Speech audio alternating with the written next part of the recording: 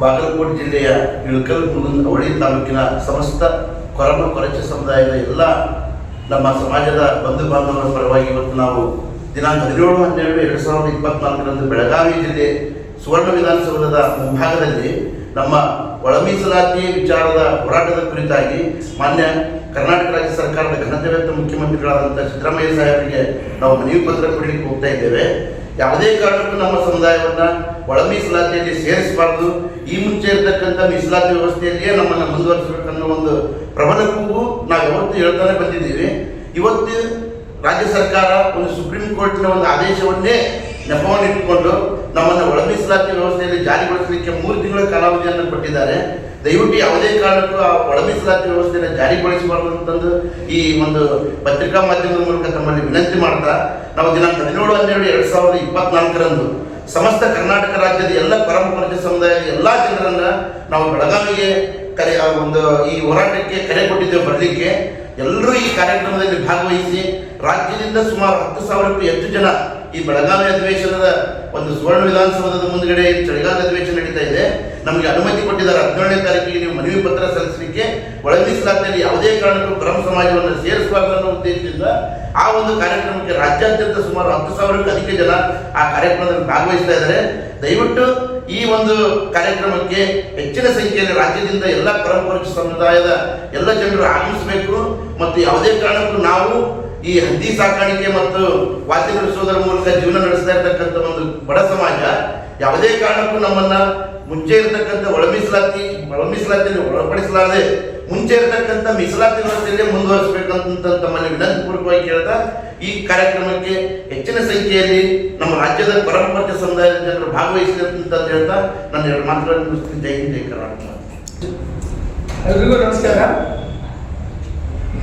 ನಾವು ಇವತ್ತು ಬಾಗಲಕೋಟೆ ಜಿಲ್ಲೆ ಹುನಗುಂದ ಅವಳಿ ತಾಲೂಕಿನ ಕೊರಂ ಸಮಾಜದ ಎಲ್ಲ ಹಳ್ಳಿಯಿಂದ ಬಂದಿರತಕ್ಕಂಥ ಮುಖಂಡರ ಜೊತೆಗೆ ನಾವೇನು ಒಂದು ಒಳ ಮೀಸಲಾತಿಯ ಹಕ್ಕು ಏನು ಪಡಿತಾ ಇದ್ದೀವಿ ಅದರ ಬಗ್ಗೆ ನಾವು ಇವತ್ತು ಪೂರ್ವಭಾವಿ ಸಭೆಯಲ್ಲಿ ಸೇರಿದ್ದೀವಿ. ದಿನಾಂಕ 17/12/2024 ಬೆಳಗಾವಿಯಲ್ಲಿ ಏನು ಅಧಿವೇಶನ ನಡೀತಾ ಇದೆ. ನಮ್ಮ ಬೆಳಗಾವಿ ಜಿಲ್ಲೆಯ ಅಕ್ಕಪಕ್ಕದ ಎಷ್ಟು ಜಿಲ್ಲೆಗಳು ಬರುತ್ತೋ ಎಲ್ಲ ಜಿಲ್ಲೆಗಳಿಂದ ಕೊರಂ, ಕೊರಚ, ಬೋವಿ, ಬಂಜಾರ ಈ ಎಲ್ಲ ಸಮಾಜದವರು ಸೇರಿ ಈಗೇನು ಹಲವಾರು ತಿಂಗಳಿಂದ ಬಂದಂತಹ ಸುಪ್ರೀಂ ಕೋರ್ಟಿನ ಒಳ ಮೀಸಲಾತಿಯ ಒಂದು ತೀರ್ಪಿನ ಒಂದು ನೆಪವನ್ನು ಇಟ್ಟುಕೊಂಡು ಈ ರಾಜ್ಯ ಸರ್ಕಾರ ಅದೇ ಒಂದು ನೆಪ ಮಾಡಿಕೊಂಡು ಅದನ್ನ ಒಳ ಮೀಸಲಾತಿಯನ್ನು ಜಾರಿಗೆ ಮಾಡಬೇಕಂತ ಹೇಳಿ ಉನ್ನಾರ ಮಾಡ್ತಾ ಇದೆ. ನಾವೆಲ್ಲ ಸಮಾಜ ಬಾಂಧವರು ಅದನ್ನ ತೀವ್ರ ರೂಪವಾಗಿ ಖಂಡಿಸ್ತೇವೆ ಮತ್ತು ಅಂದಿನ ದಿನ ನಾವು ಸಮಾಜದವರ ಜೊತೆಯಲ್ಲಿ ಸೇರಿ ಇದನ್ನ ಯಾವುದೇ ರೀತಿಯಾಗಿ ಜಾರಿಗೆ ಮಾಡಬಾರ್ದು ಅಂತೇಳಿ ನಾವು ಸರ್ಕಾರಕ್ಕೆ ಒತ್ತಾಯ ಮಾಡಲಿಕ್ಕೆ ನಾವು ಅಲ್ಲಿಗೆ ಬೆಳಗಾವಿಗೆ ಹೋಗ್ತಾ ಇದ್ದೀವಿ. ಹುನಗುಂದ ತಾಲೂಕಿನ ಅವಳಿ ತಾಲೂಕಿನ ಎಲ್ಲ ಸಮಾಜ ಬಾಂಧವರು ತಮ್ಮ ತಮ್ಮ ಗ್ರಾಮಗಳಿಂದ ಗಾಡಿಯ ವ್ಯವಸ್ಥೆಯನ್ನು ಮಾಡಿಕೊಂಡು ನಾವು ಬೆಳಗಾವಿಯಲ್ಲಿ ಏನು ಮನವಿ ಕೊಡ್ಲಿಕ್ಕೆ ಹೋಗ್ತೀವಿ. ಎಲ್ಲರೂ ಕೈ ಜೋಡಿಸ್ಬೇಕಂತೇಳಿ ಸಮಾಜ ಬಾಂಧವರಿಗೆ ಈ ಮುಖಾಂತರ ಎಲ್ಲರಿಗೂ ನಾನು ಮನವಿ ಮಾಡ್ಕೊಳ್ತೀನಿ. ಬಾಗಲಕೋಟೆ ಜಿಲ್ಲೆಯ ಹುನಗುಂದ ಹಾಗೂ ಇಳಕಲ್ ತಾಲೂಕಿನ ನಮ್ಮ ಕೊರಮ ಸಮಾಜದ ಎಲ್ಲ 2 ತಾಲೂಕಿನ ಪದಾಧಿಕಾರಿಗಳು ಮತ್ತು ಸಮಾಜದ ಗುರು ಹಿರಿಯರೆಲ್ಲರೂ ಇವತ್ತು ಹುನಗುಂದ ಆರ್ಮಿಯಲ್ಲಿ ಸಭೆ ಸೇರಿ ಇವತ್ತಿನ ದಿವಸ ಒಂದು ವಿಷಯವನ್ನು ಚರ್ಚೆ ಮಾಡಿದ್ವಿ. ಈಗಾಗಲೇ ಸದಾಶಿವ ಆಯೋಗದಲ್ಲಿ ನಮ್ಮ ಸಮಾಜಕ್ಕೆ ಭಾಳ ಅನ್ಯಾಯ ಆಗಿದೆ.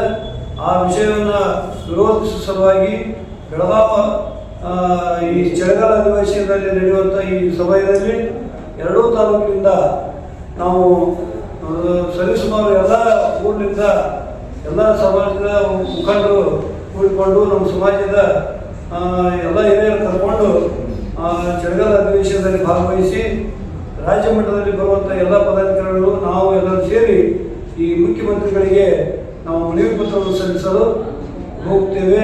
ಮತ್ತು ಈಗ ನಮ್ಮ ಸಮಾಜಕ್ಕೆ ಬಹಳಷ್ಟು ಅನ್ಯಾಯ ಆಗಿದ್ದರಿಂದ ನಾವು ಉಗ್ರ ಹೋರಾಟವನ್ನು ಮಾಡ್ತೀವಿ ಅಂತ ಹೇಳ್ತಾ ಇವತ್ತಿನ ಈ ಸಭೆಯಲ್ಲಿ ಚರ್ಚಿಸಿದಂಥ ವಿಷಯಗಳನ್ನು ನಮ್ಮ ಸಮಾಜದ ಎಲ್ಲ ಮುಖಂಡರುಗಳು ಎಲ್ಲ ತಮ್ಮ ವಿಷಯವನ್ನು ತಿಳಿಸಿ ಎಲ್ಲ ಸಮಾಜ ಬಾಂಧವರು ಭಾಗವಹಿಸಬೇಕಂತ ತಿಳ್ಕೊಂಡು ಈ ಮಾಧ್ಯಮದ ಮುಖಾಂತರ ನಾವು ವಿನಂತಿಯನ್ನು ಮಾಡಿಕೊಳ್ತಾ ಇದ್ದೀವಿ.